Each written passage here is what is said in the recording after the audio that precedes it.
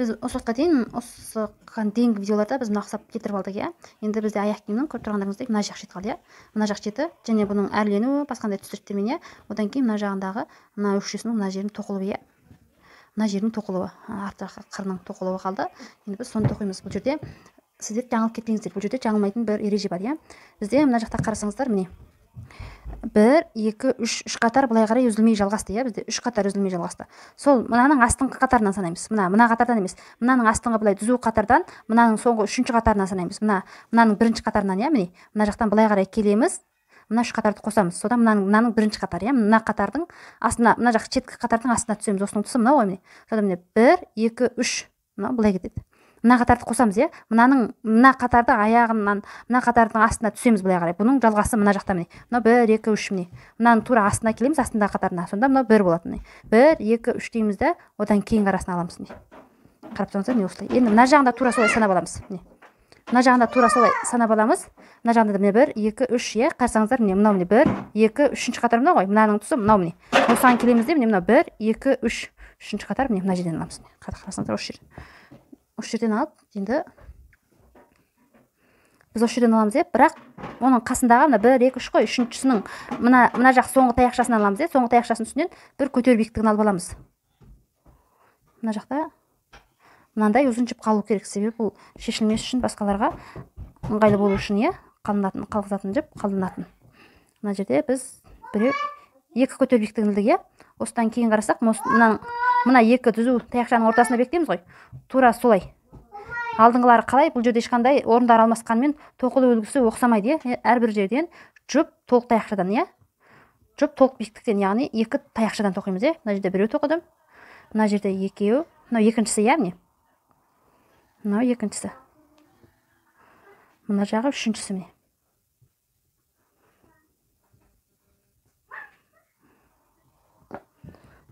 Мынау 3-ші таяқшасы.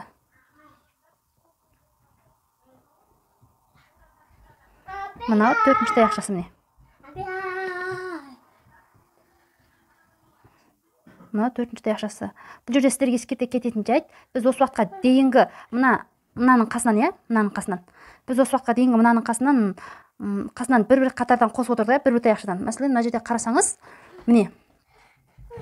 Мына жерде қасынан жабысып, мына жұп таяқша мына қырға жабысып тоқылған, иә, мына жерде. Одан кейінгісінде қырдың қасына ешқандай таяқша тоқылған жоқ. Себебі мынау жабысып тоқылғандығы үшін, мынау жабысып тоқылмай, мына қырдың қасынан ақ, мына 2 таяқшаның қасынан ақ қырға бірден аттап кетті, иә. Одан кейінгі келесі қатарда мына жақта қырдың қасына ештеңе тоқымағандығымыз үшін мына жақтан 2 ұзын таяқша тоқылды, қырдың қасына келгенде сыңар таяқша тоқылды, иә. Сыңар таяқша тоқылды. Одан кейінгісінде, одан үстіңгі қатарында сыңар таяқша мен мына жағындағы таяқшаның ортасына жұп таяқша тоқылды, иә. Енді жұп таяқша тоқылды. Мына жерден қарасаңыздар, жұп таяқша тоқылғаннан кейінгі қатарда жұп таяқшаға тоқыдық, оның үстіндегі қатарда біз бірден қырға секірдік, иә. Мына жағын тоқыған кезде де бұл ереже өзгермейді. Біз қазір мына аяқ киімнің мына ортаңғы бөлігін тоқып жатырмыз, иә. Мына ортаңғы бөлігін тоқып жатырмыз. Бұл жерде бұл ереже өзгермейді, иә. Сол ереже сақталады.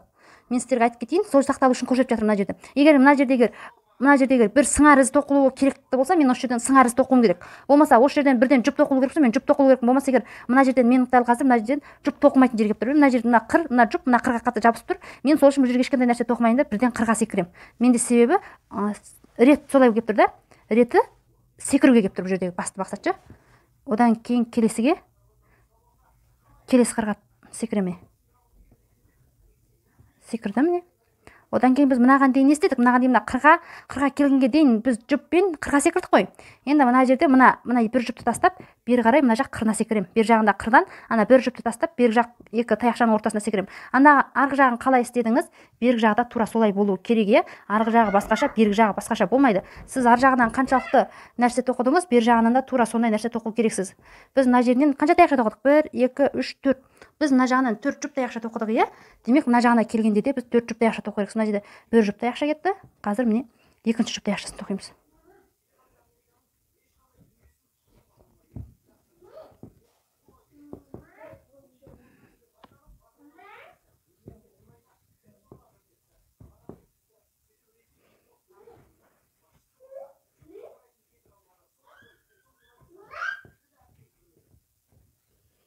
Мына бізде 3-ші жұп таяқша, иә. мына жерде үшінші жұп таяқша. Енді бізде міне төртінші жұп таяқшаға келдік, иә. Төртінші жұп таяқшаға келдік. Төртінші жұп таяқшаға келеміз да, бұл жерден біз бекіту ілгегін ілеміз, жарай ма? Бұл жерде бекіту ілгегін ілеміз. Бұл жердегі ескертетін жайт, егер де сізде біз басына мына жерге келгеніңізді аяқтаған кезде біз мына жерден бекіту ілгегін ілмей, екі көтеру ілгегін іліп, бекіту ілгегін ілгенбіз де, мына жерінде. Қазір біз дәл қазір солай жасасақ та болады, бірақ оның екінші түрі бар да, бекіту ілгегін ілмей, тура біз мына жағына келген кезде біз екі көтеру биіктігін ілдік қой, мына жағына келген кезде екі көтеру биіктігі болу керек, иә. Бірақ бірінші қатарда емес, мен оны екінші қатарда қосамын. Біз себебі мына жағында бізде бірінші жағында биіктік болған жоқ, біз екінші қатарында қостық, иә. Мына жерінде мына ұқсап жасауға да, және келесі вариантын көрсетемін қазір мына жерден. Міне мына жеріне келдік. Мына жеріне келген кезде біз белгілеу ілгегін орнаттық, иә. Белгілеу ілгегін орнатамыз да, одан бергі жағына келеміз. Бұл жердегі біз бастағанда 1, 2, 3, 4 мына жағына келген кезде де міне жұп таяқшадан 1, 2, 3, 4. Бұл 4 сан өзгермейді. Мына қатарды былай қарай, мынаның тұспа тұсына жеткізіп алғанға дейін бұл 4 таяқшамыз өзгермейді, иә. Бұл жерде бұл 4 таяқша сақталынады бізде. Дәл қазір мен мына жерде қазір бізде бір ескеретін жайт, қазір бізде келесіде біз мына жерге жарты таяқша тоқимыз, иә. Жарты таяқша тоқимыз. Ол үшін біз мына жерде 1, 2, 3, 4-еу, иә. Төртіншісі мына жерге келу керек. Біз сол үшін мынаның бірінші қатарынан, мына бірінші жұп таяқша тұр ғой, мына бір жұп таяқ, мына соңындағы жұп таяқшаның біріншісі, екіншісі ғой, екіншісінің үстінен аламыз. Ол жерден, иә.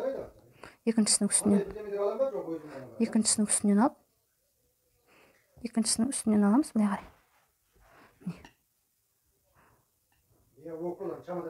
Екіншісінің үстінен алдық, міне. Мына момент бірде келіп керек. Мына сәл кішкене созылып тұру керек. Мен мына жерден қатталып қойыппын, иә. Мына жерден қатталып қойыппын. Мына жерінен қатталып қойыппын. Былай қарай, міне. Екеуі созылғанда келу керек, иә. Одан мына жерден мен екі көтеру биіктігін ілдім. Одан кейін мынаның қасына іліну керек, иә. Мынаның қасына. Бірінші мен екінші жұп таяқшаның арасына екі жұп таяқша іліну керек, мынау біріншісі, мынау екінші жұп таяқшасы, иә. Одан кейін келесіне және де осындай екі жұп таяқша ілеміз мына жерде. Мына жеріне де екі жұп таяқша іліну керек. Біреу. Екеу, мынау екінші жұп таяқша. 1, 2, 3. Мына жерге келгенде мен төртіншісі болады. Демек, менде мына жерде мен қате есептегенмін, иә. Себебі біз бұл жерде жұп таяқшаның саны сақталуы керек дедім, иә. Мына жерде 1, 2, 3. Демек, мен мынаның жерден 4. Демек, мен мына жерден мынаның үстіне аламын, иә. Мынаның үстіне алуым керек болады. Мен сол үшін мына жердегі мына бірінші таяқша тұр ғой. Мен мына жердегі жай бірінші таяқша тоқығам, мына жерден бір қарап алайық. 1, 2, 3, 4. Одан кейінгісінен де 1, 2, 3, 4. Бұл жерде 4 сақталған менде. Екіншісінде де 4 сақталған. Мен ең біріншісін мына жерден аламын. Және де мынаның үстінен алуым керек болды. Мына жердегі бірінші көтеру биіктігіндегі таяқша бар ғой, сол жерден аламын. Сол екеуінің арасынан аламын. Мына жерде міне біз басында көтеру биіктігіндегі, иә, осы жерден аламын. Себебі біз мына жағына келген кезде бізде мына ортасында қырдың қасына таяқша қосу ережесі өзгермеу керек. Біз ол ережені бұзбаймыз. Мына жерде қазір мен жарты таяқша тоқылу керек, иә. Мен ол ережені алып тастап, ол жерге жұп таяқша тоқи алмаймын. Себебі бізде ереже бұзылып кетеді, жарай ма? Ол ережені біз сақтау керекпіз. Дәл қазір мен мынаның үстінен 1, 2 таяқша тоқыдым. 2 көтеру биіктігіне. Тура осы жерге бұл бірінші жұп таяқшаның біреуі болып саналады да. Мен мына жерге екінші жұп таяқшасын тоқыдым. Бұл жаңағы мен екі көтеру биіктігім, ол бір жұп таяқшаның біреуі болып саналды. Оның қасына бір көтеру биіктігін ілдім. Демек, бұл жерде бір жұп таяқша болып табылды, иә. Одан кейін келесіне міне жұп таяқша тоқимын. Одан кейін және де келесіне.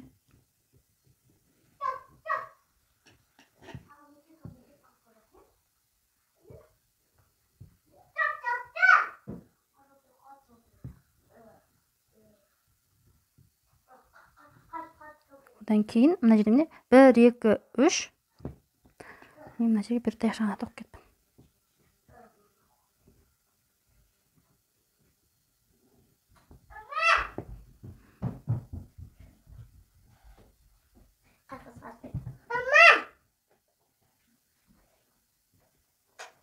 Мына жерде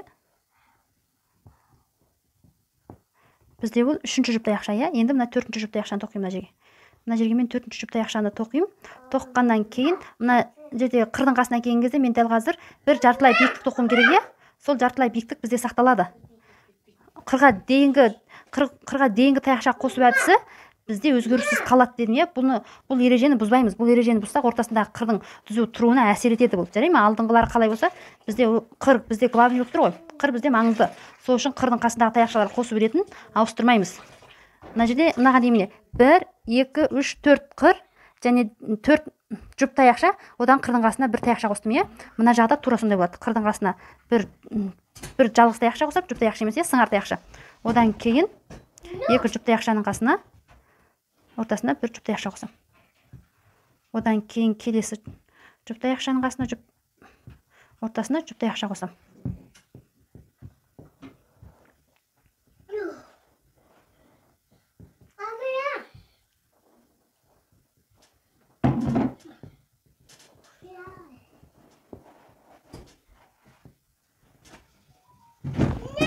Міне жерде қарасаңыздар, менде 1, 2, 3 жұп таяқша болды иә.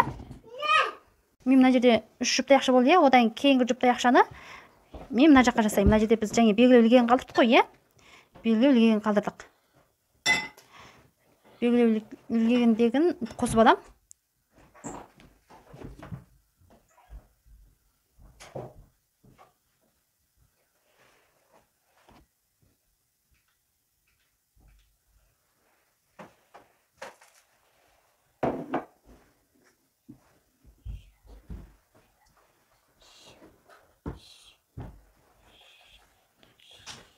Және осы жерге мен 2 жұп таяқша тоқуым керек.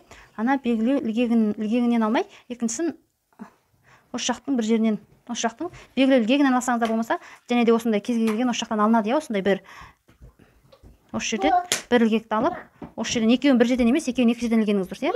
Мен жерде қарасаңыздар, және де осындай жұп таяқша тұр. Мен енді осы жерден және де тура осылай белгілеу ілгегін қалдырамын иә.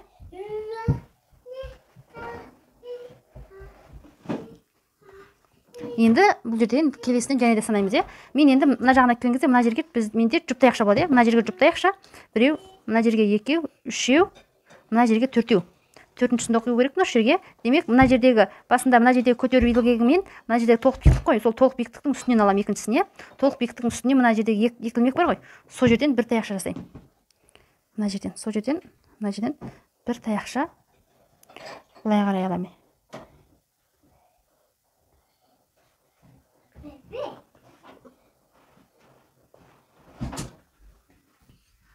Мына жерде мен 2 көтеру биіктігін алдым ғой. Одан кейін осының бергі жағына иә. Осының бергі жағына міне бір толық биіктік жасадым иә. Мына жерге бір толық биіктік жасадым. Демек, бұл екеуі бірге толық биіктік болып саналды. Одан кейін мына жағына келген кезде міне 2 толық биіктіктің арасына толық биіктік жасаймын.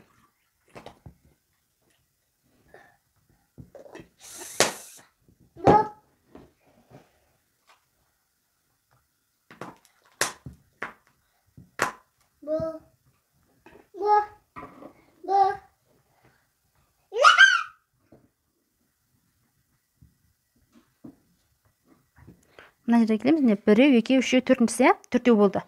Бізде бұл ереже бізде иә, мына жерде түсіндіңіздер деп ойлаймын. Мына қырдың қасына келгенде иә, мына қырдың қасына келгенде сіздерге айтатын нәрсе, қырдың қасына дейінгі мына 2 таяқшаның, жұп таяқшаның қосылуы өзгермеу керек. Және де біз мына жерде 4-тен бастадық, сол 4 біткенше сол 4 жұп таяқша саны қысқармау керек, не болмаса артпау керек. Артқызбайтындай және қысқармайтындай етіп осыны осылай қарай жалғастырасыз. Енді мен бірден мына жерден неге келдік? Қырға келдік иә, мына жерден қырды тоқимыз міне. Одан кейін келесіне және де қырды тоқимыз міне. Одан кейін мына жерден мына жартылай биіктікпен толық биіктік екеуінің арасына қыр тоқимыз. Толық биіктік тоқимыз иә. Жұп толық биіктік тоқимыз жартылай биіктікпен толық биіктіктің арасына иә, міне. Толық биіктік тоқыдым.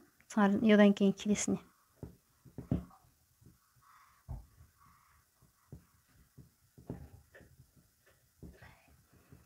Одан кейін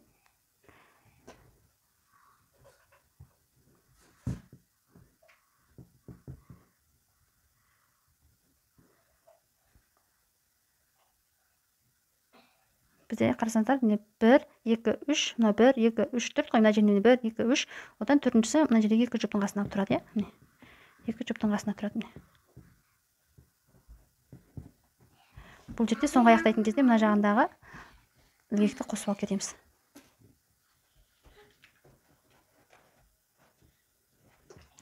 Жинадық. Жинағаннан кейін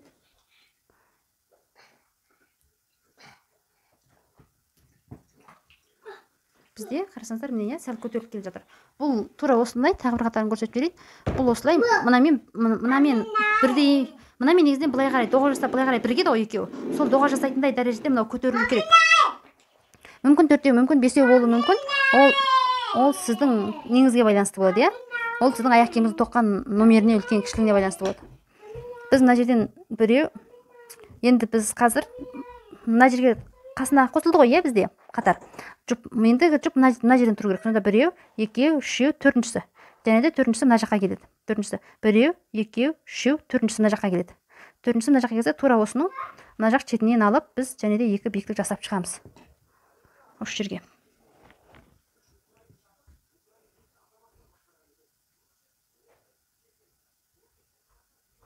Біреу, екі толық биіктік, және оның қасындағы біреуін алып, осы жерге толық биіктік жасаймыз. Толық биіктік жасадық. Бұл бізде жұп болды, бұл жұп толық биіктік саналады. Оның бер жақ қысына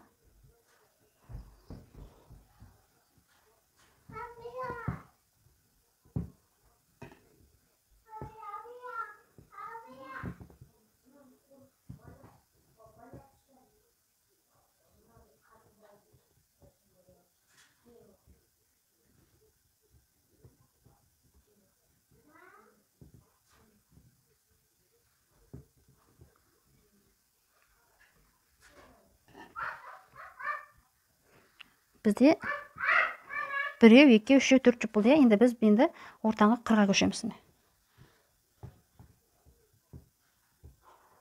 Одан келесі қырды тоқимыз. Одан қырдан кейін бізге жұп керек.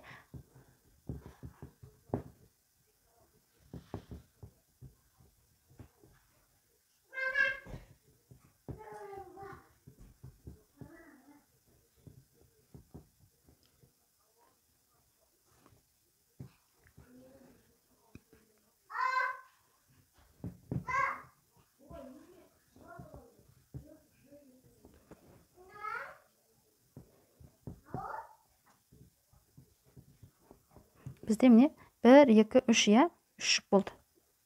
Енді келесі жұпты тура және сияқты мына белгілегін аламыз.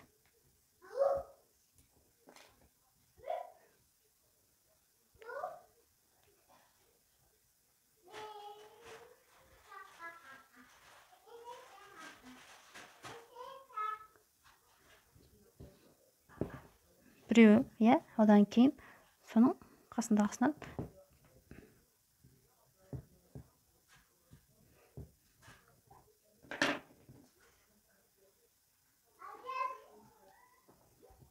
бізде енді мына жақта кейін кезде бізде мына жерге енді біз мынадан тоқтадық қой, енді бізде мына жерге бір жартылай биіктік қосылу керек. Біз оны қыр деп, біз оны жұп деп санамаймыз, иә. Бұл жерде сыңар жартылай биіктік қосылады, сыңар толық биіктік қосылады, иә. Біз мына жерде 1, 2, 3, 4 тура жаңағы сияқты бұл жерде екінші қатар осылай қосылады. Тура осылай мынаны ұзартып тоқып аламыз. Енді бізде 1, 2, 3, 4 болды ғой. Енді біз бір қатар тоқимыз. Бір қатар тоқып аламыз осылай. Және де үстіне бір қатар өсіреміз. Бұл жерде міне, насап қарасаңыздар, міне 1, 2, 3, 4, 5-еу тоқтым, иә. Енді 5-еу тоққанда мүмкін сізде бұл жердегі мақсат, иә, бізде мына екеуі тұспа-тұс келу керек, иә. Мына екеуінің арасы тұспа-тұс келу керек. Былай қарай ақтардан қараған кезде мен может былай қарай келу керек, мынау былай қарай. Енді қатты бірдей болмаса дағы, сәл-сәл болса да бір жақындық болу керек екеуінің арасында, иә. Мен дәл қазір мына жерден бастап тоқимын. Мына жерден бастап, шетінен бастап мынаны былай аламын. Бұл жерде жай тоқып әдісімен тоқимын, иә, міне. Жай тоқып әдісімен, міне. Тура осылай мына жерде белгілі бір өзінің бір формасы, бір әдемілік келу мақсатында, иә, сол үшін ғана тура осылай тоқып жатырмын, иә, бір әдемілік беру мақсатында. Анаған бірдей болғанға дейін осылай мен мүмкін 2 қатар, мүмкін 3 қатар тоқуым мүмкін 4 қатар тоқитын шығармын, бірақ анағымен бірге сәйкес келу керек. Біздегі мақсат сол, иә.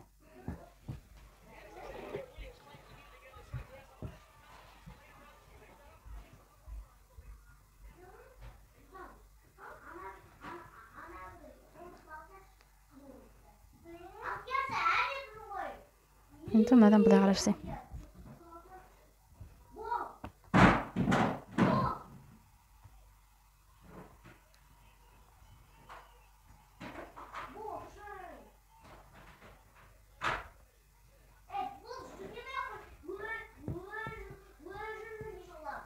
былай қарай мына жақта келген кезде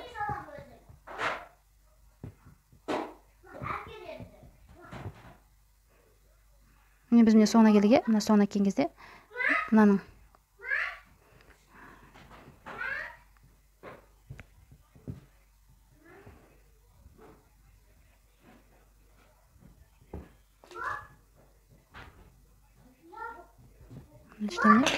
мынаны былай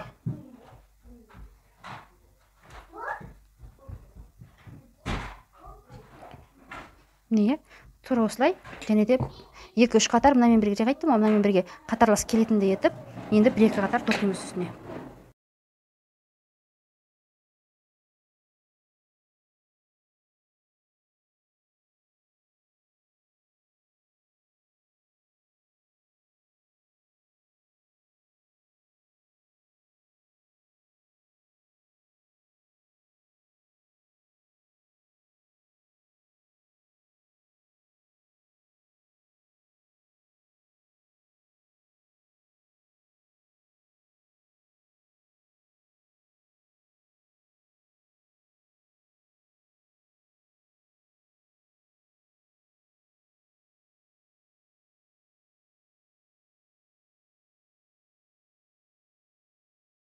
Тоқып отырып, мен мына жақ шетіне келдім. Қарасаңыздар, мына жерінде міне мына ұқсап әдемі болып оймақталып тұр. Екеуін бірге жақынырақ былай, екеуін былай келтіргенге әдемі болып тұр. Қарасаңыздар, міне. Ал мына жағына келсек, мына жағы бізде кәдімгідей алыс, екеуі былай қарай келгенге оймақталып келмейді, әдемі болып мына жерде көріп тұрсаңыздар. Енді бұны әдемі оймақтай қылдырып біз өзіміз солай иіп келтіреміз, келмесе келтіретіндей жағдай жасап келтіресіздер бұл жерде. Мен қазір келмей тұр, мен қазір бұны келтіретіндей жағдай жасап келтіремін. Қазір қарап тұрасыздар. Негізінен екеуі екі далада болып тұрса, негізінен қатты ондай әдемі болмай қалады, анау имектеліп келсе әдемі болып тұрады. Сырт көзге әдемі көрінеді. Негізінен бұл жерінде адам аяқ киіміне бір кереғар, бір әсер ететіндей ештеңе жоқ негізінен. Бірақ сонда да бірдей болып тұрған жақсы. Бұл жер әсер етпейді, бұл жерге разнемей қоямыз ғой. Созылатын, жазылатын сұңжың, сондай қояды разинке. Міне мына ұқсадым. Енді осы жерден мынаны біріктіреміз. Мен былай қарай мынаны біріктірдім де, сосын мынаны бер жақ шетіне қостым. Бер жақ шетіне қостым да, осы жерден былай қарай тоқи беремін. Мына жақ шетін қысқартуларыңызға болмайды, мына ар жақ шетін бүрсеңіздер де, мына бергі жақ ортаңғы жағын қысқартуға болмайды. Бұл мына жақ шетінен сіз қай жерде қандай орын алдыңыз, қаншалықты ұзындықта, соншалықты қылдырып қана мына жерде бірдей қылдырып тоқып отыру керексіз. Себебі бұл жерден қысқарып қалса, болмаса болмайды, Осы ұзындығы сақталып тұру керек, себебі бізге бұның ұзындығы керек арғы жақ бетіне. Мынаның екі жақ шетін айтып жатырмын, мынаның екі жақ шеті қысқарып қалмау керек. Қысқарпайсыз ол жағынан. Тартылып етіп қалса болмайды. Бұл жақ емен еркін тұру керек.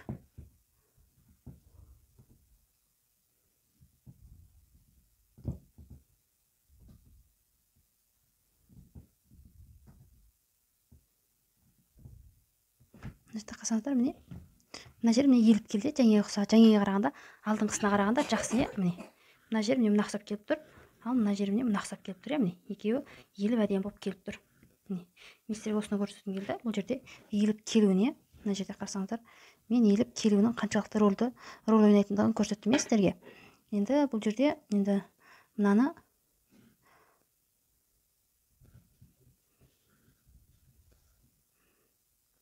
осы жерден мына жақ шетіне тағы бір қатар тоқып шыққанымыз дұрыс сияқты.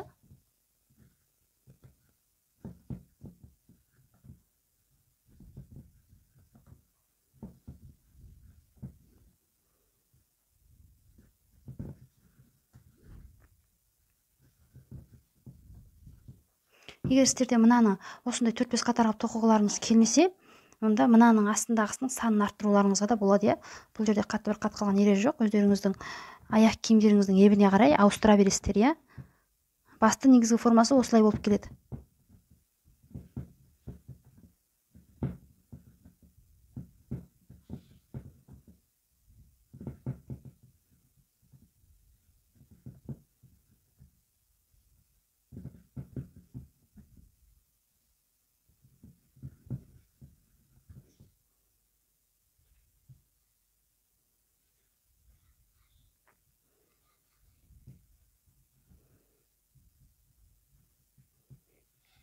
көрінеді арасынан.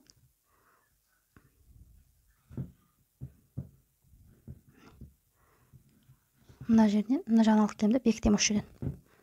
Осы жерден бекітіп, мына жақ шетінен мынаның бір жағын үзіп тастаймын.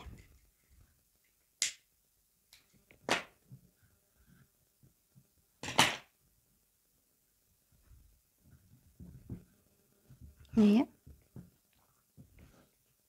Екеуі мына ұқсап келіп тұр. Егерде мынадан да жақын болса да бола береді, бірақ мынадан төмендеп кетуге болмайды. Міне екеуі кішкене болса да жақындады, міне тура осылай келеді.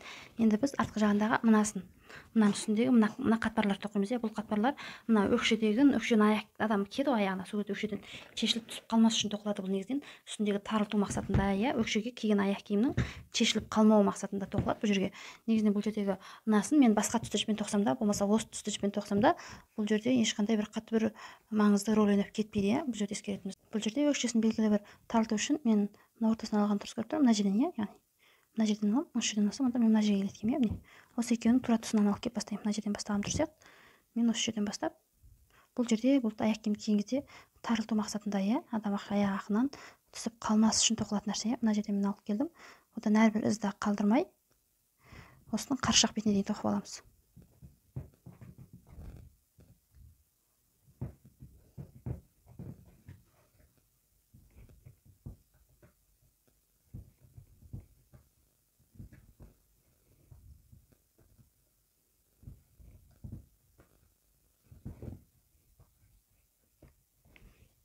Міне қарасаңыздар, енді мынаның қарсы жақ тура осыны екеуі бірдей болу керек, міне. Мына екеуі міне бірдей. Астыңғы жағынан қарап көрейік. Мына екеуі мына жерден бастап, мына жерден аяқталды, екеуі былай қарағанда бірдей. Енді осы жерден бекітеміз мынаны.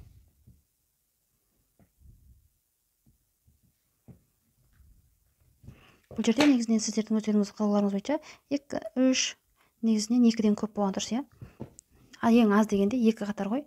Негізінен 3-4 қатар тоқсаңыздар өздеріңіз білесіздер. Бұл жерде аяқ киімнің үлкен кішілігіне қарай ғой. Енді мына жерден бастаймын. Одан кейін бір із тастап, 2 із тастап, үшіншісінен, бір 2 із тастап, үшіншісінен алдым. Бұл аяқ киімнің өкшеден тартылып шешіліп кетпеу мақсатында тоқылады, міне. Мына жерге келдім, одан мынадан емес, мен біріншісінен мынаның қасында келдім. Мына жерде көтеру, мына жерде бекіткен жерден емес, оның үстіндегі бір ізден аламын. Себебі бұл жерде мына ұқсап тоқу арқылы мына жерден мен бір ізді жоғалттым, астыңғы қатарынан бір із үстіге қарай тарылды, бұл жерде. Екі жақ шетінен 2 рет із тарылады сонда. Аяқ киім киген кезде өкшенің сәл үстіңгі жағы жіңішке болып келеді, Мына тура сол жерге келіп тура тұрады да, одан кейін аяқ киімнің ары қарай түсіп қалмау үшін әрекет етеді бұл.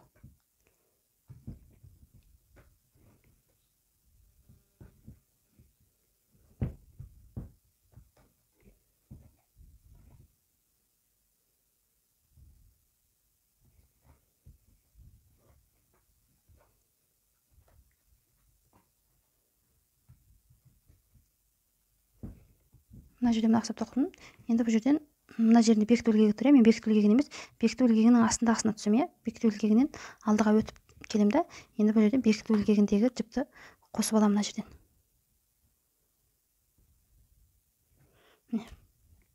Қосып алдым, енді осы жерден арғы жағымен бірдей етіп тоқып аламын. Арғы жағымен бірдей етіп тоқимын. Тұспа тұс келу керек, тұспа тұс келу керек. Біздікі біреуге артқа екен, алдыға алып келем да, осы жерден біреуін бекітем. Бекіттім. Енді осы жерден мен қазір 3-ші қатар тоқайын деп жатырмын, 3-ші қатарды сәл алдыға тоқығым келіп тұр. Мына жерден және де 1, 2, 3 тастап, 4-шісінен тоқсаңыз болады, болмаса 3-шісінен тоқсаңыз болады. Бұл жерде ешқандай айырмашылық жоқ, жалпы тура қасынан тоқып тастамасаңыз болды. 2-ден көп болу керек, 3-шісінен болу керек мысалы.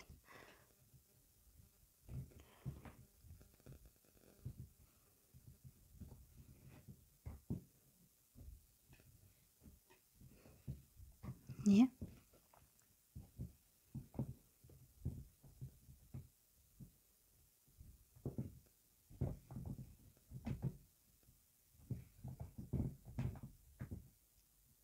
Мына жақына келдім, сосын мына жеріндегі мына бірінші бекіту ілгегінен емес, оның үстіндегіден аламын, бізде сонда 6 қатарға 6 ізге қысқарады деген сөз. Мынау 6 із ішке қарай кіреді, тарылады деген сөз. Әрбір қатар сайын 2 ізден 2 жақ шетінен тарылып отырады.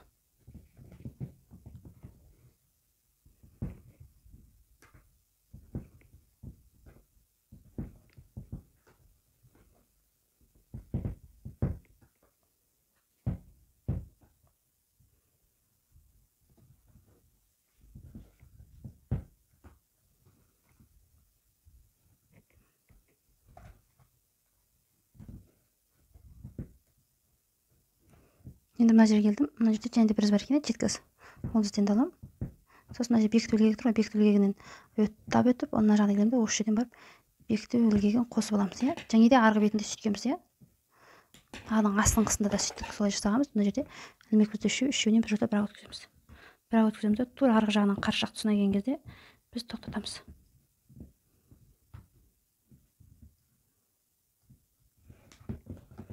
Мына жерде міне біз және де бір ізге алдыға тоқып барып тоқтауымыз керек.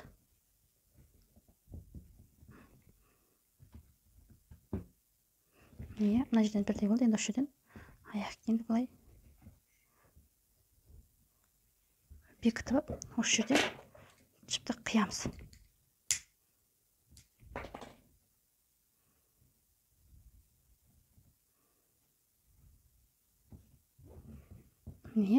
Тоқтаттым. Енді аяқ киімнің мына жерін тоқитын боламыз. Мен енді осылай тоқып біттім, қарасаңыздар, мен мына жағынан мынандай жіп, мына жағынан мынандай жіп қалды. Бұл негізінен жіпті өте қысқа алып тастауға да болмайды, өйткені мына жерден қосқан кезде жіптің сетінеп кету қаупі тууы мүмкін, бұл себебі синтетикалық жіп шығып кетсе болмайды, Мына жерде қарасаңыздар, мен екі жақ шеті негізінен бірдей, міне. Енді бұл жерде негізінен екі тұс араластырамын мен, себебі қарасаңыздар, мына аяқ киімде басынан бастап екі тұс араласқан, басынан бастап, мына бас жағынан өкшесінен бастап екі тұс араласқан. Ал мен бұл жерде тек бір тұс жіппен тоқиын деп жатыр. Бұл негізінен ең бастапқы кезіндегі жіптің осылай болуына, осылай келу салдарынан негізінен осылай тоққан. Мен жасы үлкенірек ер адамға дегеннен кейін тұсын осылай алдыға тура келді мағанша, себебі ер адамдар әртүрлі, мәселен кейбір кісілер ашық түс кие алмайды да, соған байланысты мен ана ақ түспен таңдағам. Енді бұл жерде мен мынаны кәдімгі ақ түс кие беретін кісілерге арналған, бұл сол үшін мен мына жерден бастаймын. Бұл жерде мен осы жерден бастаймын. Сіздерде негізінен әрқандай жаңа іс бастағыңыз келсе, осы жақ шетінен бастағанбыз, себебі қазір мына жақ шетінен астына мен басқандай тоқыма зат мына жағынан не андай екеуін біріктіріп созылып тұратын, сондай тоқимын мына жерге, Енді осы жерден бастап мынаны былай ұзынырақ қалдырамын, сорылып кетпес салдарынан, осы жерден мына ұқсап бекітемін. Сосын кейін мына жерден бастап осымен шетін айландырып тоқып шығамын. Басқа ешқандай артықшылық, айырмашылық ештеңесі жоқ. Тура осылай етіп тоқып шығамын. Егерде сіздерде мына екі жақ шетінің мына жері болмаса мына жері сіздердің ойлағандарыңыздай жақындамай қалса, мынаны тоққан кезде мен мәселен мынаны бір сәтке жақындатып берейін деп тұрмын. Өйткені бізде мына жағым кәдімгі жақын әдемі болып тұр да. Ал мына жағым әлі де кішкене сәл алшақтау, алшақтау болып тұр. Ана қарағанда сәл кішкене алшақтау, Соны әдемі қылдырып келу мақсатында, мынаған ұқсату мақсатында кішкене мынаға жағын тура жәңек сияқты қылдырып жақындатып, тура осылай мына жерде басқа ешқандай бір артықшылық, ондай ештеңесі жоқ. Міне осылай тоқи саламын. Осылай тоқып айландырып шығамын мынаны. Тура осылай бүйтіп айландырып мына жақ шетінен тоқып келемін. Мына жеріне қарасаңыздар, мына жеріне мынандай нәрсе орнатып қойдым, нақсып созылуға арналған, аяқ киім киген кезде осындай өзіне созылатын. Негізі осындай жерге осындай нәрсе қойылу керек, егер қойылмайтын жерлер де бар, бірақ ол кезде мынау ондай қатты ашық болмайды, бұл жерде қойылмайтын кездерінде мен оған мынандай нәрсе қойдым, мынадан жалпақ да болады. Бұл негізінен былай ғана созылады, былай қарай созылмайды, естеріңізде болсын, былай қарай созылмайды, тек былай ғана созылады. Сол үшін мынау жалпақ болғанда дұрыс еді менен деші, өйткені менде қысқа болып қалды да, былай мына жағы қысқа болып тұр да, бірақ соған сонда да осыны қойдым. Негізінен маған мына жерге сәл жалпақтау кетсе жақсы еді. Мына жер мен мына жерге толық жететін қылып былай қарай қоятын едім онда. Бірақ енді менде осы болыпты. Барында қанағат деді ғой, жоқ болса қайтемін деп. Мына жерде мен бірінші мына қолыңыздағы материалды қиып алмай тұрып, бұл жерге ең бірінші сіз осындай мейлі кез келген қағаз, картон болсын, басқа қағаз болсын, кез келген қағаздың түрін қиып осылай өлшеп көресіз ғой. Мына жерге өзіңізге нетіндей көресіз, қай жерге тура келеді сізге, келе ма, келмей қала ма, мынау былай қарай тұру керек қой деймін. Жоқ, былай қарай тұрады. Осылай өзіңізге қажетті кезінде өлшеп көресіз. Егер сізге дұрыс келсе, онда сол ең бірінші өлшем бойынша тоқып аласыз, өлшем бойынша қиып аласыз. Егерде бұдан гөрі сәл кішірек үлкен болып қалса, онда сіздікі дұрыс болмай қалады. Бұл жерде сондай жайт бар. Сіз қайта-қайта материалыңызды біресе үлкен, біресе кіші алып қайта-қайта қия бермейсіз ғой оны. Өйткені бұл жерде бізге таза тұп-тура өлшем шығу керек.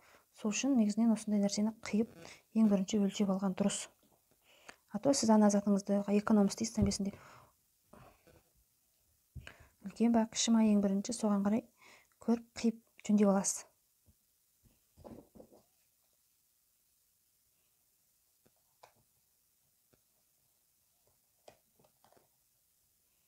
Мынадан көріп жұмсақ қағаз болса жақсы. Негізі жұмсақша да иілетін кәдімгі тетрадтардың парағы болса жақсы келеді. Мына жерге ары бері жөндегенге туп-тура келеді.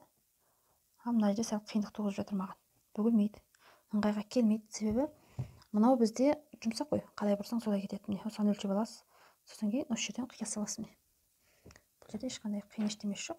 Мына жақтан қиыппен және де осы жақтан қиын. Мына ұқсап тура қалдырып, осы өзіңіздің қиған қағазыңызбен бірдей қалдырып қиып аласыз.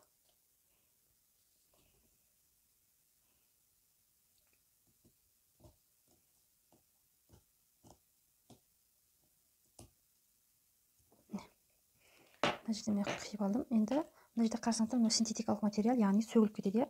Сол үшін бұны ең бірінші осындай немен күйгізіп тастағандарыңыз өте ыңғайлы.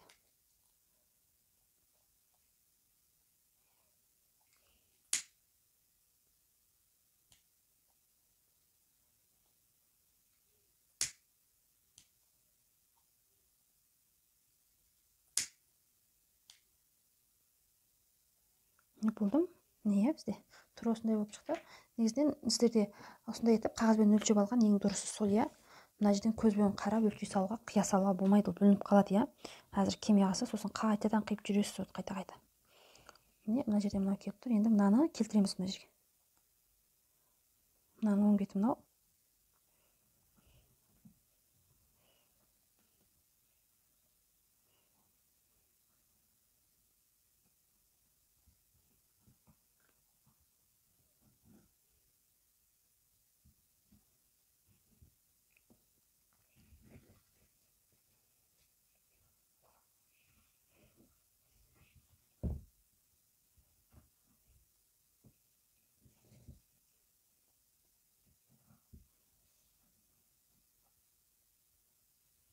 Ең бірінші сіздерде ескеретін жайт, мына жақ бетін бірінші тоқып аламыз. Мына жақ бетін бірінші тоқсаңыз, онда сіздікі қате болып қалады.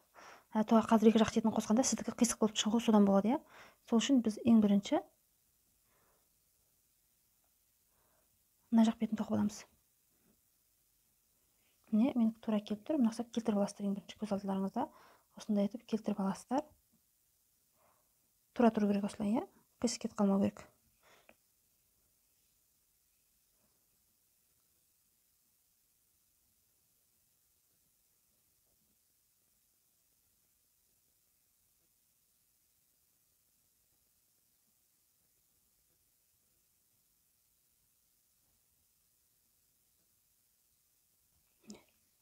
Мына жерден келдік. Енді бұның үш жағынан кішкене ортасынан алып тоқисыз. Өйткені үш жағынан ортасынан бастап тігесіз. Өйткені ана жіптің түбіндегі ұшындағы, аяқ жағындағы түйеген түйіншегі, ол түйіндісі де мына жерге ортасына келіп тұрса білінбейді. Ал шетіне алып тоқсаңыздар көрініп қалады. Сол үшін ең бірінші осылай ортасынан іліп аласыз.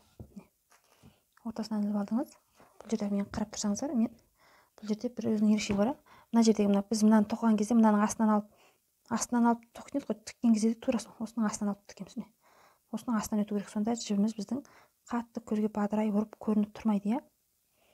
Сол үшін жіпті біліндірмеу мақсатында, жіпті неғұрлым біліндірмей тігеміз ғой. Сол үшін осы жерден бастап тігеміз. Одан кейінгісін біз мына жаққа келген кезде жетпей қалмасын. Жетеді екен. Одан кейінгісін тура осылай мына жерінен аламыз. Міне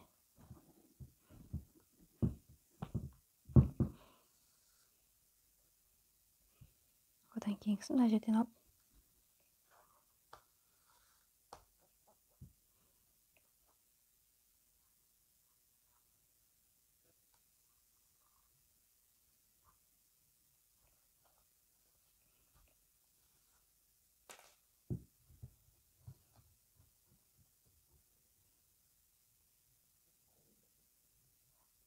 менде бұл жердегі жібім 2 қабат емес 4 қабатталған жібі, иә.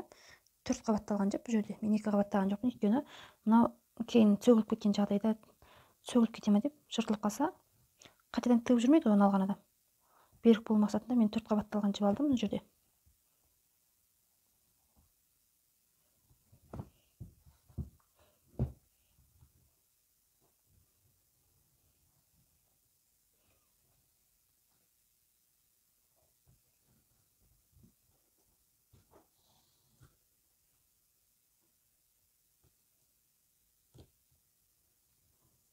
Одан кейін мынаны астына қарай. Және де тура жаңағы сияқты мен тура жаңағы әрекетпен мынадан былай қарай айландырып, мына жақ басына тоқып келесіз ғой, мына жағына біріктіріп, одан қайтадан айландырып, мынадан былай қарай келіп, мына жерге ортасына келіп, аяқтап, сол жерден жіпті түйесіз, иә. Түсінікті болды деп ойлаймын. Мына жіптердің арасынан тоқисыз, иә. Мына жердегі мына 2 жіп тұр ғой. Мына ұқсаған 2 жіп тұр ғой, иә, міне. Соны мына жақ астынан тоқисыз. Мына астынан ілмек біз өтеді ғой, осының астынан тура сол сияқты жіптар жағынан да бер жағынан да инені осының астынан өткіземіз. Сонда мына жерлердің арасына кіріп, сіздің мына жібіңіз көрінбей қалады, иә. Менде мәселен жібім мынау қоңыр болғандықтан мен қоңыр жіп алдым, иә. Сіздерде де тура сондай мына жақ шетін қандай жіппен аласыз, сондай жіппен тоқыған дұрыс, иә. Басқаша болса көрініп қалады.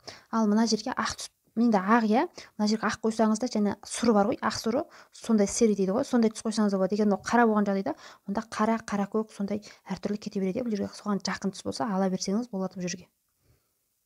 Міне қарасаңыздар, мына жеріне мен мынаны жасап біттім, иә. Міне жасалып бітті, екі жақ шетіне де, иә. Бұл жерде аяқ киімнің негізгі формасына қарай, келіп көбіне қарай, былай қарай созылған кезде ыңғайлы, мына былай қарай тарылып тұрса да болады, иә. Бұл жерде осылай болып шықты. Менде аяқ киімді мынаның артқы жағына мынасын тоқимыз. Бұл жерде мынаны былай ұзын қылып тоқсаңыз да болмаса қысқа қылып тоқсаңыз да болады. Егер де сізде мына ақ жібіңіз жетпей қалған жағдайда, онда мына жерден бастап мынаның астында біз мына тоққан үшеу бар ғой, соны да мына қоңыр жіппен тоқсаңыз болады. Одан кейін мына жеріндегі біз өсірдік қой, мына жерін қоңыр жіппен тоқсаңыз болады. Болмаса мына аяқ киім сияқты аяқ киімнің басқа жағын, мына ортасын, соларды қоңыр жіппен араластырып тоқсаңыз болады. Бұл жерде қатып қалған бір ереже жоқ, иә. Енді мен мына жерден тоқимын. Мына жерден тоққан кезде бізде ең басты ереже мына екеуінің ортасына тұру керек. Мына екеуінің ортасына, яғни мына екі қырдан сәл асып тұру керек болған мән береміз және бұл себебі өкшенің дәл ортасы, иә. Өкшенің дәл ортасын табуымыз керек. Дәл ортасы мынау болып тұрса бізде, менде дәл ортасы осы болып тұр өкшенің. Осы болып тұр. Мынаның астынан неміз, иә, осы болып тұр. Мына біреу болса, екеу, үшеу, төртеу, иә. Төртіншісі, яғни ары қарай үшеу, сонда жетеу болады бізде жиын. Мына жерден былай алып, бұл біріншісі болады. Бұл жерде негізінен сіздер қысқа қылып та ұзын қылып та тоқу әркімнің өз еркінде жарай ма. Бұл жерде ұзын қылып тоқығыңыз келсе ұзын қылып тоқыңыз, қысқа қылып тоқығыңыз келсе қысқа қылып тоқыңыз. Біз алдында қызыл сары аяқ киімде біз қысқа қылып тоқыдық, иә. Ал енді мына жерде сіздерге ұзын қылып тоқу түрін көрсетейін. Мынаны былай үстіне жібересіз біріншісінде. Былай тоқыдық, иә, одан астына жібересіз. Одан кейінгісінде қазір тұра берсін. Біз мына жерден біреу тоқыдық қой, бері қарай. Мынау екіншісі.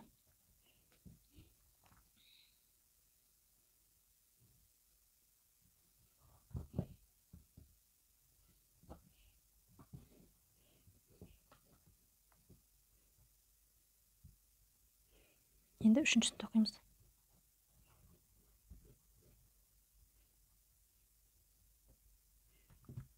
Мынау төртіншісі.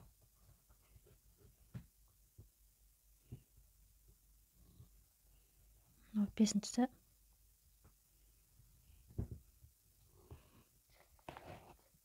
Мынау бізде алтыншысы.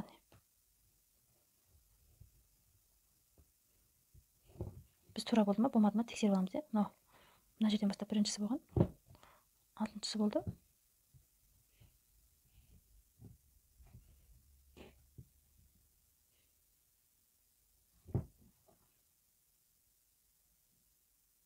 Енді біреу тоқиық.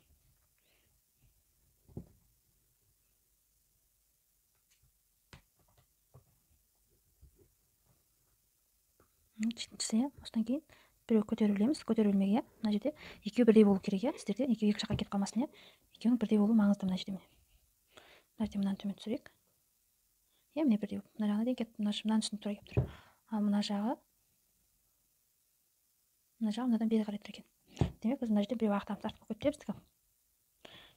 Біреу ақтып былай өтіп көрсекші. Бізде бәрібір біреуге артық екен. Қалай істесек те.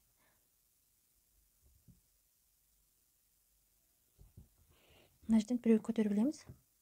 Биік көтерілмегі Енді осыдан кейін аяқ киімді былай аударамыз да, міне былай қарай.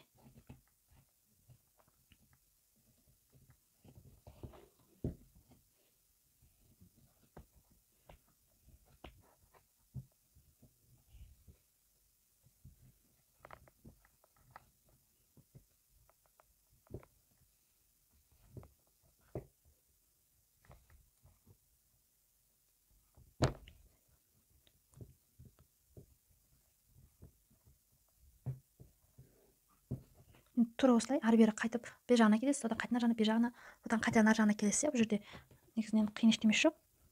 Тура осылай барып келу арқылы өзіңіз қалаған ұзындыққа дейін тоқып аласыз.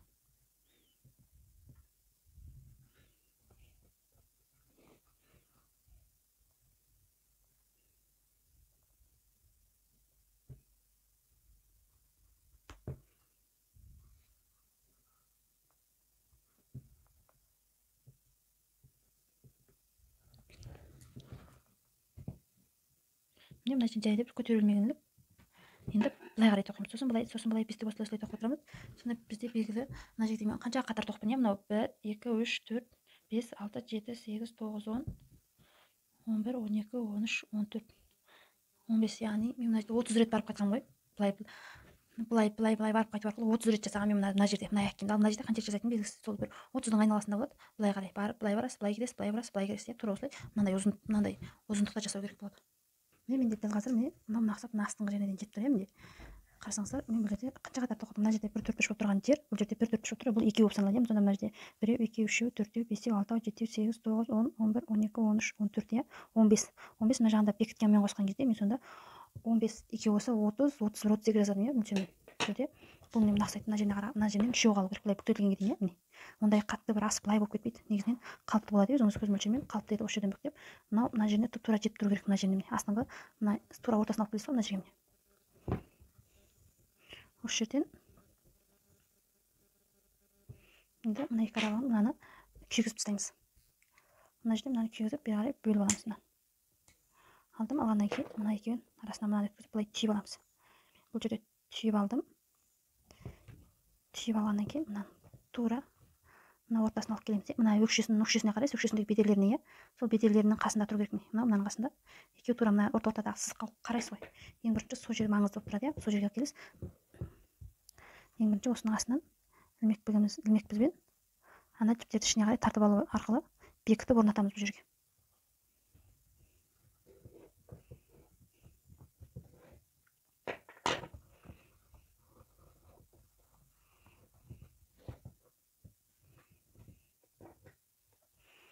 Одан кейінгісін мынаның арасында мынаның астыңғы екеуінен аламыз. Қарасаңыздар, осы жерде мынаның екіншісінен алып мына ар жағындағы жіпті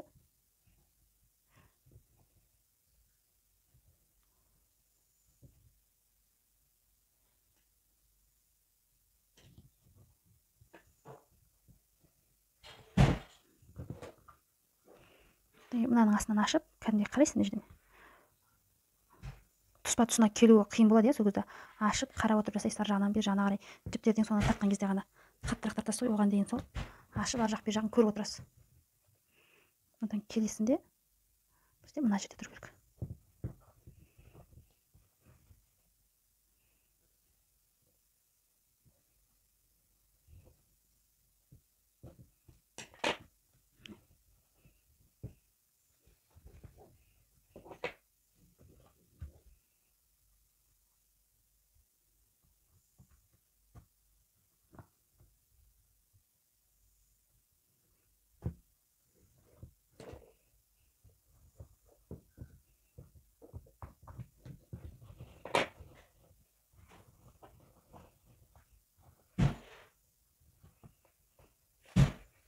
Енді мына жақ шеткі жанынан аламыз.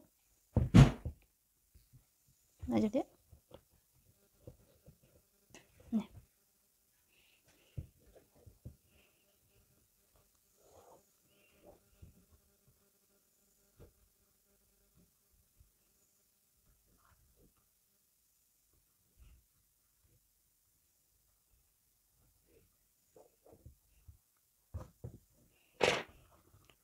міне болды. Мен мына жағын бекітіп алдым. Бекітіп болдым. Енді мына жағын ыстық клеймен ұсталған дұрыс. Мына жерде ыстық клеймен. Егер ыстық клеймен ұстамаған жағдайда онда кәдімгі жіппен тігесіз сонда.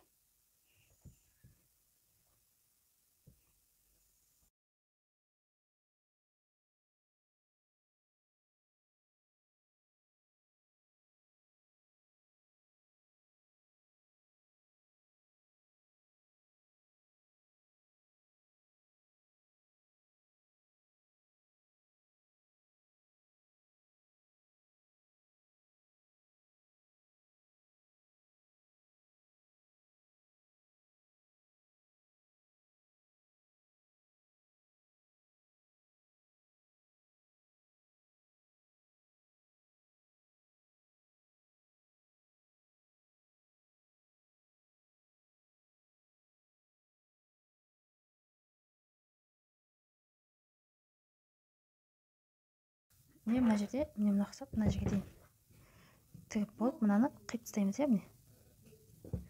Мен жіппен істедім мынаны. Енді біз аяқ киімнің мына жеріндегі жасаймыз, иә, мынаны жасаймыз. Бұны да тура сол ананы қалай жасадық, солай алып жасаймыз. Мына нүктесін қалай орнаттық, иә, мына жерде.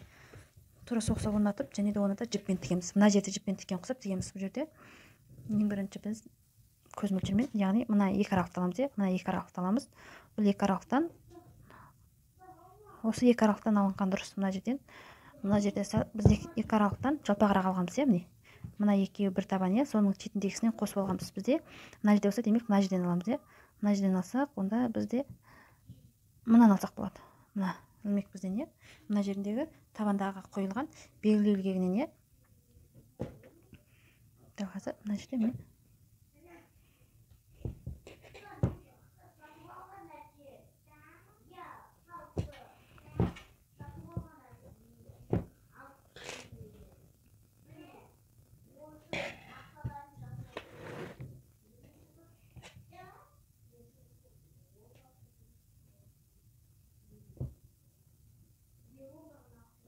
мынадан кейін мынаны бері қарай тартып, осы жерден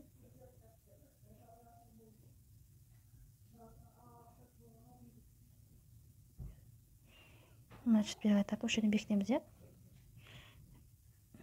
Бекіттім, енді осыдан былай қарай тоқи береміз. Бұл жерде әрбір ізден алып тоқу деген, әрбір ана екі жіп тұр ғой, үшбұрыш сияқты, да, жоғары қараған үшбұрыш. Соның әрбірінен біреуінен ғана алып тоқсақ та болады бұл жерде.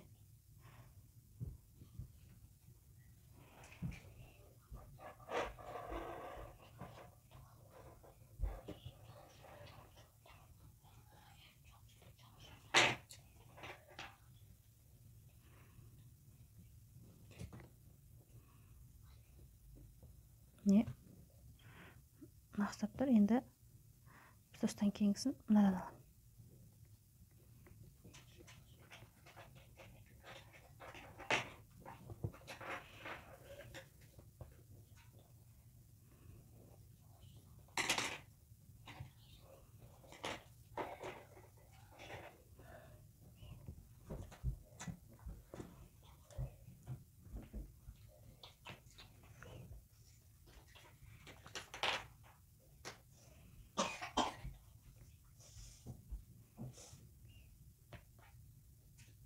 Мына біреу қалды, иә, қарасаңыздар, одан кейінгісіне келдім.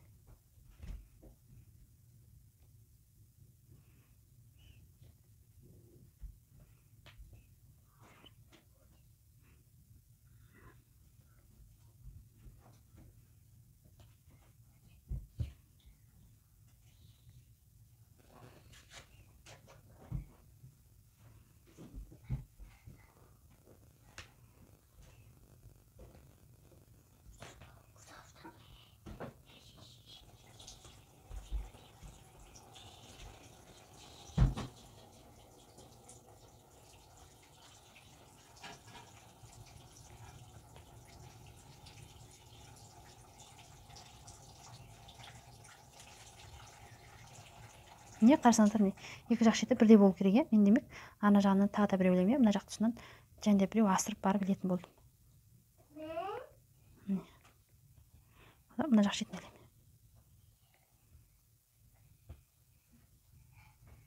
Бұл жерде және де бір ескертетін жайт, мына жерден тура осылай тұрып, иә, сіздер мынадан былай қарай тоқып, үстіне біреу ілдім де, сосын мынадан былай қарай тоқып кетсеңіздер де болады. Мынадан былай қарай, да. Ал егер бұдан былай тоқымаймын десеңіздер, онда мына жерден сол тура осылай қалдырып, мына жерден белгілі ілгегін іліп,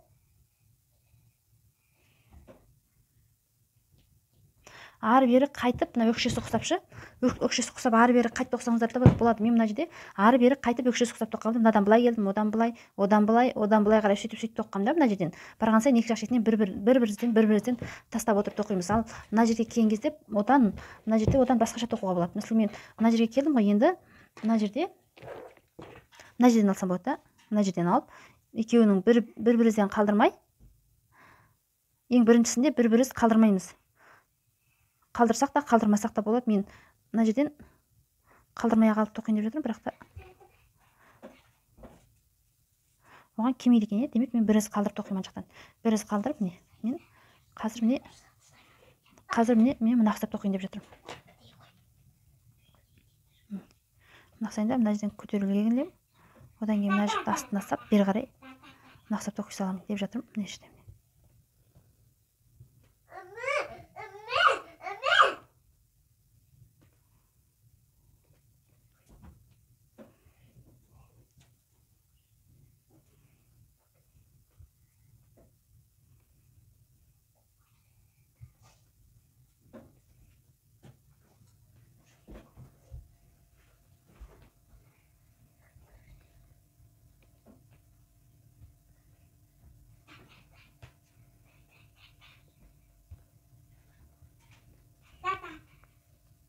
Енді мына жағына келдім, біреу қалды. Демек мен былай қарай келдім де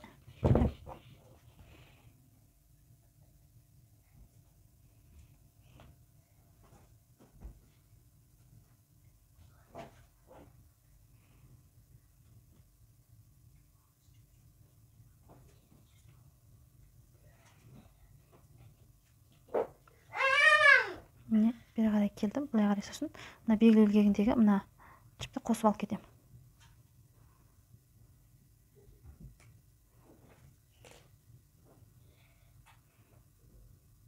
Міне енді қосып алдым. Үш жерден белгілегенін іліп,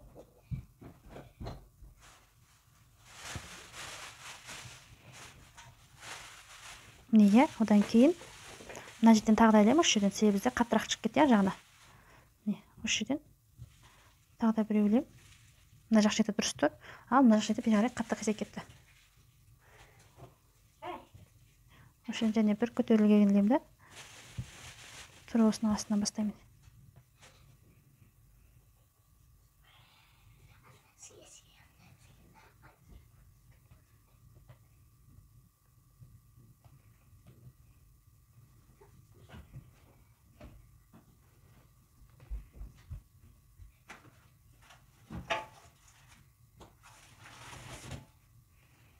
Тура осы ұқсап, міне қарасаңыздар, міне жаймен жылжып келе жатыр. Ал мынау да қарасаңыздар, міне жаймен ішіне қарай жылжып келе жатыр.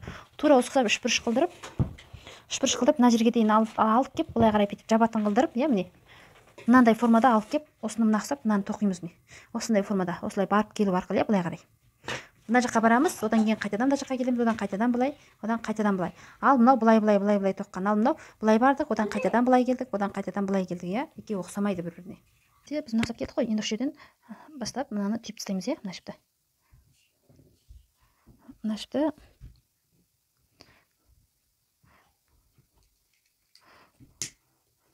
Біз мына жерде аяқтадық, бірақ бұнымен бұл аяқталған жоқ. Бұның сыртын тағы да бір рет айландырып тоқып аламыз, міне. Мына ұқсап тұр, қарасаңыздар, міне мына ұқсап жабылады, басым міне мына ұқсап жабылады, міне тура мына ұқсап тұрады ғой, міне. Енді бұны біз сыртын айландырып және де бір рет тоқып шыққанымыз дұрыс болады деп ойлап тұрмын мен. Егер де сіздерде мынау жапқаныңыз кішкентай болып қалса, мына жері онда сыртын екі рет айландырып тоқып шықсаңыз да болады, бұл жерде. Мен мынадан аламын, мынаны сыртын айландырғанда мына жерден алайын деп тұрмын. Мынадан алып сыртын айландырған жіпті.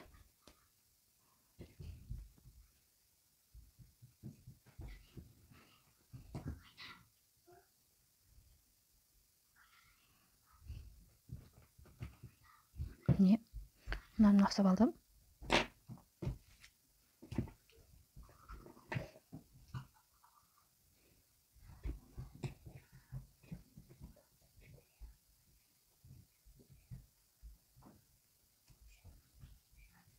Мына жерден мына басып тұрамыз да, мына жағын бір қайтара тігеміз, қайтара тоқып бекітеміз, бекіткенде мынаны былай тартып, мына жағын бекітіп, мына жақ қолмен басып тұрмасақ, мына жақ шығып кетеді, өйткені мына жақ бізде бос, осыдан кейін мынаны бері қарай мына жақ шетіне қосып тоқып алғанша ана жерін қолмен басып тұрамыз. Сонда ғана міне былай болады.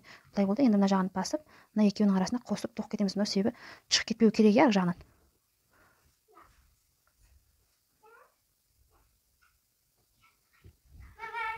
Егер тестерде мына ұқсап тоққан кезде ана жері шынымен де бір жағы кішкене, бір жағы үлкен болып жатқан жерде, онда андай жартылай биіктік ілмек бізде үштен бірге тарту арқылы солай екі жақ шетін теңестіріп алсаңыз болады. Егер де қатты жіңішке болып кетсе, онда солай екі жақ шетін кішкене кішкене ендетіп үлкейту үшін солай жасасаңыз да болады. Бірақ толық биіктік алуға болмайды бұл жерден. Болмаса тура осылай жай биіктік алу арқылы екі рет айландырып шықсаңыз болады. Тура осылай шетін айландырып тоқып шығамыз. Былай айландырып мына жерге дейін тоқып келеміз. Мына жерде қарасаңыздар, міне, мына жақ шетіне дейін келдік. Енді мына жерден және де жіпті осылай ұзынырақ қылдырып үземіз, ұзынырақ қылдырып, осындай үзіп алғаннан кейін мына жерден қайтадан бекітеміз. Бекіттік, міне, қарасаңыздар. Бекітіп алдық, және де мына жіп, міне, мына ортасындағы жаңа аяқталған жіп бұл мына жерде тұр, қарасаңыздар, жаңеге қарағанда сәл басқаша, міне мына ұқсап кәдімгі әдемі болып бекітеді. Егер мына жер мен мына жерді салыстырсаңыздар, екеуі ұқсамайды, міне. Мына жер басқаша тоқылған, мына жер басқаша, ал мына жер басқаша тұр, міне. Ал мынау қалай тоқылды дегенде, мына әдіспен тоқылған. Мына әдіспен тоқылған. Мына екеуінің тоқылуы бір. 4-4 тоқылған ғой, мынада 4 мынада 4 тұр. Ал мына жерде 4 қылдырып тоқымадым, қарасаңыздар. Мынау мен, мынаның тоқылу әдісі, мынаның тоқылу әдісі бірдей, бұл жерде сондай айырмашылықтар бар екеуінде. Ал мына жерде енді мынаны былай қарай ішіне қойып бекітеміз.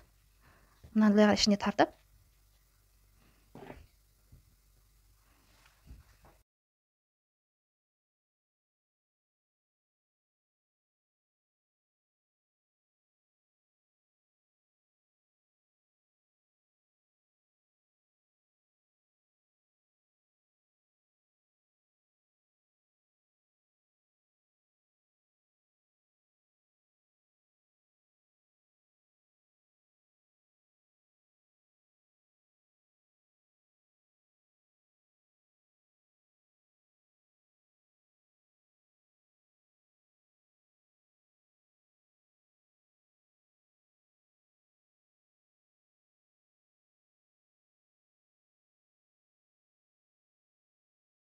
мына көбейту жіптері қалды, бұл жерде көбейту жіптерін арнайы осындай кез келген мына жібіңіз өтетін ине болса болады.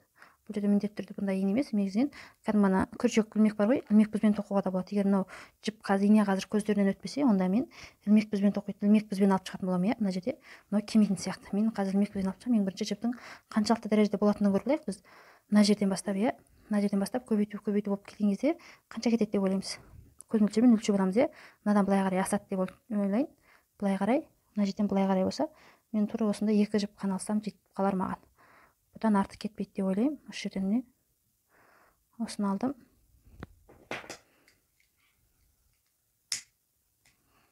Осы жерден осыны алдым. Бұл жерде ең бірінші негізінде мынаны жаппай тұрып мынаны жасап алу керек еді. Мына жақтан былай келіп, мынаның асқан жібін мына жіптің астына жібере салу керек еді. Сол кезде жақсы болмас, жақсы болатын еді. Мен бірақ оны ұмытып кетіппін, екеуі бірге келу керек еді. Бірақ бәрібір мына жақтан да ебін тауып, оны қайтадан жасауға болады.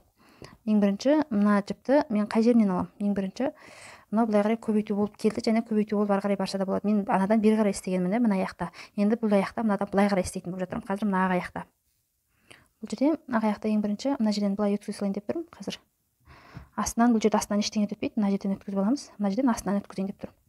Астынан былай келеді, міне. Міне екеуі бірге келді. Екеуін былай басын теңестіріп, мына жерден бүйтеміз де одан былай көбейту жасаймыз.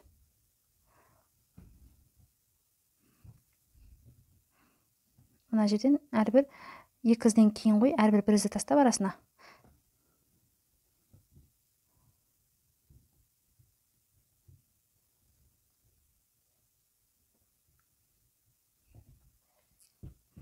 Мынадан бері қарай көбейтеміз.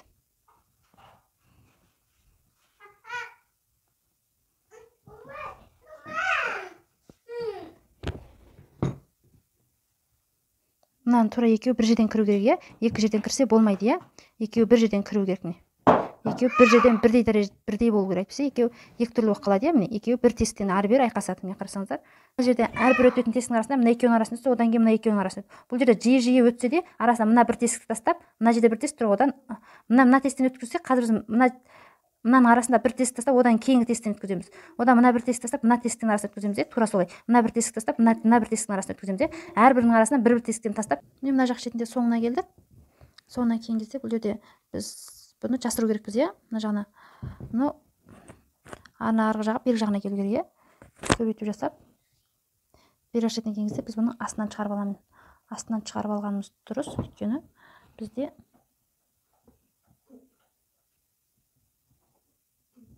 астына қарай жасырып алу керек қой мен. Тура соның қарсы жағынан